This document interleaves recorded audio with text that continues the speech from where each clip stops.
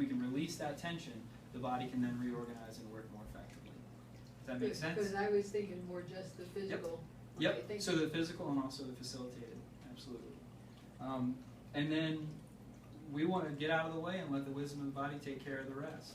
We're meant to be healthy. We're meant to have joy and feel vitality. And so when our bodies are allowed to work the way that they're designed to, that's what we experience. So the way we look at health is pretty much what you guys already said. It's everything working exactly the way that it's supposed to. So free from limitations, free from any kind of disease or dis-ease within the body, and really that abundance of feeling the health in every aspect of our life. Okay? So that's number one. And number two brings us to connection. So in terms of wellness, this is a term that's thrown around quite a bit. How do you think about wellness? Is it a different definition than the way that you think about health? Or is it the same? I kind of think of it as the same. Okay. Okay. So everybody talks about wellness now. Ray Day's got a wellness plan. Everybody and their brother has an idea about wellness, but really there is a distinction between health and wellness. Health is something we can actually measure in a very objective way. So there's all these different determinants and measures that we can use. Wellness is very subjective. So your level of well-being, your level of wellness is really up to you. When we have a perception of different areas of our life, and it's really all different areas of our life, so our physical health, our mental, our emotional, our family or social well-being, even our financial, career, spiritual, these are all different aspects that really come into our overall quality of life and our overall level of well-being. So what some person maybe says is a 5, another person may think that's like an 8 or a 10. That may be great to them. And we always want to strive to get the highest level that we possibly can so that we can really thrive.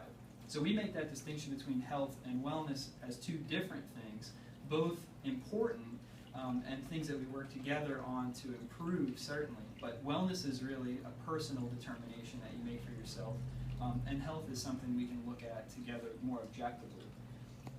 But really the epitome of wellness is connection.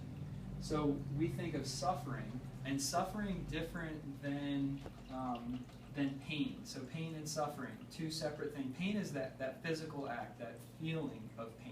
Suffering is something that we can carry with us for a long, long time. So if you, for example, stub your toe, that's pain. But if every time you see that chair or that little table that you stubbed your toe on, and it causes that same emotion to come back up, that's the suffering piece. So pain is more physical, the suffering piece is more emotional, and that's something that can stay with us for a very long time. But again, coming back to all those different areas that we think about in terms of well-being, a disconnection from our physical body can cause suffering. A disconnection from a person can certainly cause suffering. A disconnection from a higher power, we believe, can really cause some suffering as well. So all these different levels of suffering can occur, but at the heart of it is disconnection, and then the real healing aspect of that is the connection piece. All right? Right, the number 3 gift of network care is awareness.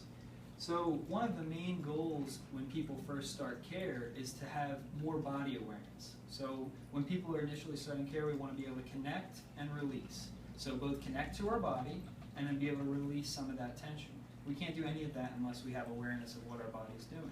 So some people are so disconnected from their body that their awareness level is such that they're only aware of their body when there's pain. And what we think is that the more awareness that you have, the more pleasurable feelings that you can have, the more connection you can have, and then the more awareness that we have really allows us to be able to connect more fully and more deeply with ourselves and then with each other. So these circles that you see here, again, looking at both pain and suffering, the awareness is the first piece. In order to be able to move on from something, we need to first be able to be aware of it. So if we're not aware of something, we can't do anything about it. With that awareness then brings acknowledgement. So by acknowledging something, often there's a lot of growth and development that can take place just by acknowledging something that's present. And then finally, to be able to accept it, we're able to then release that kind of energy, release that that suffering that may be taking place or that pain that may be taking place, and to move on from it. So to actually be able to process it and move through. So the awareness is a major piece and a major gift of network care. Number 4 is consciousness. So for this, if you think about the kind of state that we're in, our consciousness level really will determine the state of mind that we're in. So if you think about maybe somebody that you saw walking down the road, if you saw somebody in this kind of a state, you wouldn't think that they were having a good day. And I want you to just kind of put your body in that position. So bring your shoulders down and in, maybe tuck your chin a little bit. And now I want you to try to laugh. So it doesn't feel right. It doesn't feel right. And now what I want you to do is bring your chest up and out, bring your shoulders back. If you want, bring the arms up, and let the chest really open up. And then I want you to try to have a bad day in this position. All right? It's not possible. Okay? So our physical state really will determine a lot of times our consciousness state as well. So one of the gifts of network care is to have an immediate state change, an immediate change in our consciousness that allows us to then experience the world differently. Okay? So what that really comes down to is just 2 things, fear and love. So in a state of fear, our bodies are closed down. We're closed off, we're disconnected, we're not able to engage in life. And in a state of love, it's just the opposite, where we're feeling open, we're feeling maybe more connected to ourselves and to other people. And then in the middle, which doesn't really exist, everything that we're doing constantly is either leading us more towards love or more towards fear. Right? And a lot of people run their life based on fear. It could be fear of illness, fear of sickness. It could be fear of being disappointed. I know a lot of people shut themselves down from possible opportunities because they don't want to be disappointed or let down.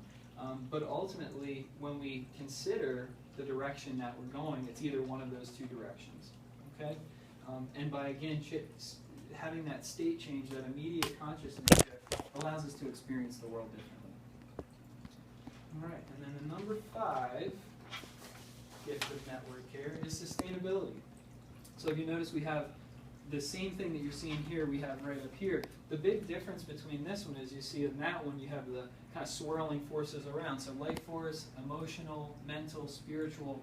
And again, like we talked about earlier, there's all these different aspects or different energies that are engaged in our life at every point in time. So we can apply this triad to any one of those areas. And ultimately, this is the recipe for sustainability and the recipe for success. So the energy in the middle lets us know if we're on the right track. So if we're having happiness and vitality out of life in different aspects of life, that means the recipe is working. Our perception or our attitudes about things, our behavior, our actions, and then the structures, that's more of an agreement. Okay, so structure can be physical structure of the body, it can be agreements between people or understandings between people or between yourself. But ultimately, these 3 areas will create the recipe that either makes us energy rich or energy poor. And what we want is to be as energy rich as possible so that we can really experience all that life has to offer. Okay? So what we're going to do is go one more time through each one. So there's the 5 gifts all together. So number 1, expression. Number 2, connection. Number 3, awareness. Number 4, consciousness. And number 5, sustainability. Now, as we went through those, did any feelings or questions arise as we talked about those? Anything that we want to clarify about those? Sarah, in your experience, have you felt those or experienced those gifts? Well, especially, the connection and sustainability. Mm-hmm. I mean, that's really come along. Yep. Just through continued practice. Yep. It's not like I suffer. I was telling him I don't necessarily go find a network care provider when I travel. Mm-hmm. But it's just regular care just really reinforces. Yep. I think contributes to my being able to continue. I think you're probably right. It's interesting. The sustainability piece is one of the most interesting pieces to me, and that's in a lot of ways where research in network care has really focused, because what we see is a reorganization of the nervous system actually taking place. So not only do attitudes and things like that shift, but the nervous system actually reorganizes and works more efficiently. So it works more effectively, and that's something that's been documented both on the brain level, and then also the paraspinal muscles have changed, and at different levels of care, there's a predictable way that the body responds. So it is a very, I think, interesting piece, and one of the really coolest pieces, I think, of network care. Bob, anything for you that stood out or clarification that you need? I've heard of all these things, you know. That's why I'm here. I neglected a lot of signposts, you know. Okay. Yeah, well, you're here now, so I'm glad that you came and you were able to kind of listen to what it is that this office is all about, and what Allison and I really try to focus on with people. Now, last thing that we want to do is actually do a demonstration of network care. So, Bob, if you would like to be on the table and experience care, you're certainly welcome to do that. It doesn't hurt. Yeah, it doesn't hurt. It's really gentle. Oh, I don't. Yeah, so you can try it. Sarah had care today already. If you rather, this morning. So if you'd rather watch her first have care, That would be okay. and if that's okay with you, that's fine too. So it's totally up to you. Some people really like to just kind of watch the care being given, and some people like to experience it. Oh yeah, you can see first. Now, do before. you as you're working on it, if you want to call it that, do you explain that's the things that you're feeling, or that's exactly what we're gonna do. or do you just say, oh, I can't give away too many of my secrets? And Oh no, No, you got no Yeah. secrets. where are you going to be?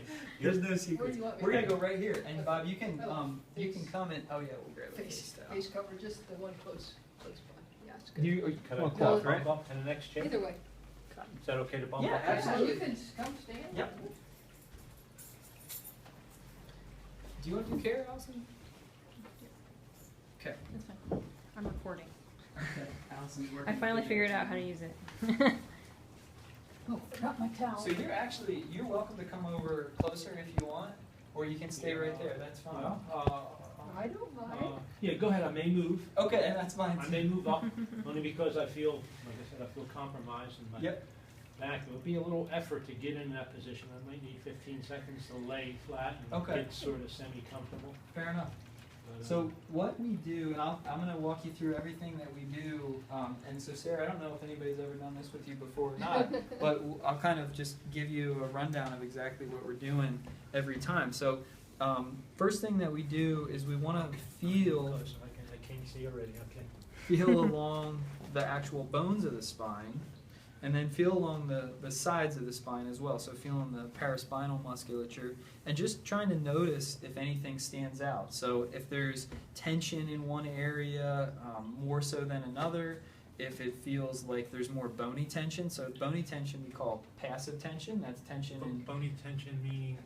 meaning how do like you- the bones of the spine seem to stick out a little bit more in one area than another. That's what Yep. you're going to experience. So that's what I'm Maybe. feeling a little bit in through here, and usually that's a pattern that has maybe persisted for a long period of time. It's being stored in the ligaments and the bones of the spine, and maybe the very small muscles that are very close to the spine. On the sides, that's the paraspinal musculature, and a lot of times we would call that active tension. So if there's more tension present in the muscles, and I don't really feel very much active tension for Sarah. It's fairly even all the way through, and so that's something I would make a note of as I was doing care with a person, is just to see how things are when we start, and then by the end of the visit, we want that tension to drop down or to drop out completely. Okay. The other thing that we're going to look at, and we'll just start just by feeling the tension at the heels, so both going in a flexion and extension, and then also lateral bending, and just notice if it seems like one side has more tension than the other, or if maybe they're both very tense. A lot of times if someone is in pain or experiencing something very stressful, there'll be a lot of tension, and that's because the connective tissue is continuous all the way from the tip of the toes to the top of the head. That connective tissue attaches into the spine as well, into the spinal cord, and it really stretches at either end of the cord. So that's why we generally will work at the pelvis and up at the neck to try to get the body to recognize and to be aware of that tension and start to release it on its own. Okay.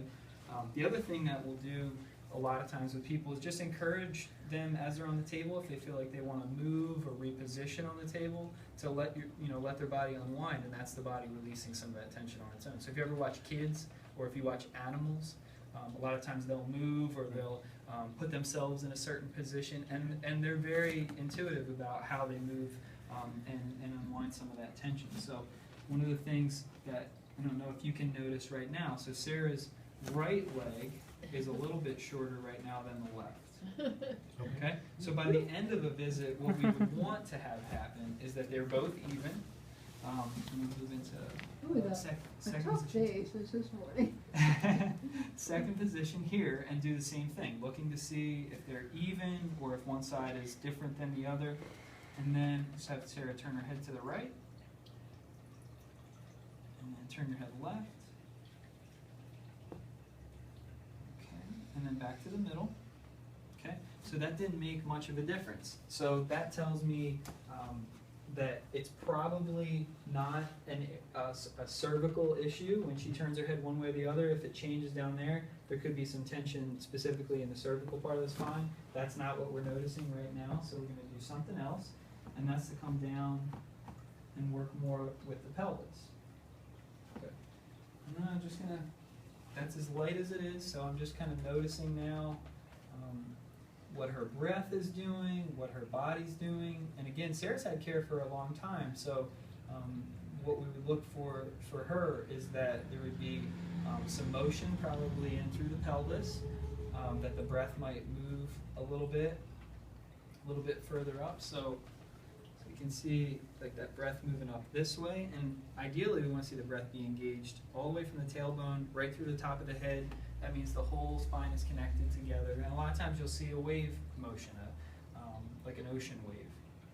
Okay, and then we'll recheck. So if you want to come over again and look now, the legs are even. So you see that? That easy. Yep. Has only been a few hours. You got a better idea than me, but yeah, I can- So there, I mean, basically Yeah, there you might were- be yeah. slightly, Yeah, okay. but basically even now, and that lets me know that her body recognized that phase. It probably moved that phase Well, what out. you mean by her just Yeah, lying just by there, that, it sort of wants exactly. to adjust? Just by that contact. So if you think about, so one of the ways we think about this type of care is like a language. So when you're learning a language, you get some repetition using the language, and then after a while you become fluent. So this is a language for the body to recognize and understand how to release tension, all right, at a beginning level of care. So that to her told her body neurologically, I've got something going on here, and there was a little bit of motion, and even that little bit of motion starts to let the body relax that tension and release it, all right? And so after a phase changes, we kind of reevaluate again. And there's about 6 different phases that we'll look at, and those are just different tension patterns, different ways that the body's storing tension, okay? I want you to turn your head to the right again, and to the left. Good, and back to the middle. Okay. So, one phase cleared, and then a different phase comes in. So it's kind of like layers of an onion. So you peel one layer of the onion away, then there's another layer of an onion. So in one visit, we would generally work with no more than about 3 phases, so 3 different tension patterns, and we wouldn't do more than about 3 contacts for each one of those phases. So at most, there might be about 9 different contacts over the course of a visit. And the contacts can be just as simple and as light as that one that I did right here, or we might work with the neck and the pelvis at the same time. At different levels of care, we will have one area be lifted, or we can change body position so that you're maybe on your side or your back. All that corresponds to different levels But of you care. know where to start, like the one that gives the most response or Yep. something? Or? Kind of. So where we start is, like I said, there's about 6 different phases. Yeah. So we would start with the lowest phase that shows up. So for her, like phase 2 is if the neck is involved. For her, that wasn't the case, but there was a phase 3, which really involves the pelvis. So that's what I went with. Now what's going on is phase 3 stopped and phase 5 showed up, which, not to confuse you, but 3 and 4 make 5. Okay, so that's how we look at it. Now, and then there's a couple of different variables within each of those phases. But how we address it is the same, and that's what the care, like that's what we learned, is how to address it, where to address it, and where to contact. The places that we contact on the body, the neck and the pelvis, is called a gateway. So it's a gateway into the nervous system, a gateway to energy, or a gateway to consciousness. But essentially, the place that we try to contact is where there's some ease. So try to get the body to be connected to that ease. All right. So I'm going to go up through the neck and then right back down here again. And then again, just going to kind of step back and see what her body does with that. So sometimes nothing will happen, and that means that I need to go back and maybe refine where I contact or how I contact, the depth or the force at which we contact. One of the things she's doing right now is moving the ankles, and that's something that, again, tells us that there's some tension that's being dissipated. So, again, we want to encourage people to move their body any way they want to, and again, that helps to dissipate some of that tension that maybe is stored up throughout the body. It's just like a cord, like a bungee cord or a rubber band. If it's